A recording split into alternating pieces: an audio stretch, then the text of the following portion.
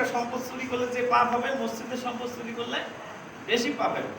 সাধারণ জঙ্গলে একটা জেনা ব্যভিচার করলে যে পাপ হবে, মসজিদে করলে বেশি পাপ হবে। পাপ হয় স্থান কাল পাত্র বিশেষে, যেটা কম বেশি হয়।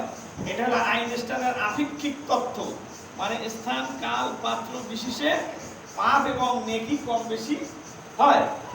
তো আমার সম্মানিত ভাই সব, ওই হাদিসে বলা তোমরা যারা পাপ করো সাবধান সাবধান, এই রমজান মাসে পাপ করলেও কিন্তু সে পাপটা খুব বড় হবে। কথাটা বলছেন কেমন? এই সম্মানিত মাসে যদি তোমরা পাপ করো, সে পাপের মাত্রাটাও হবে অনেক বেশি।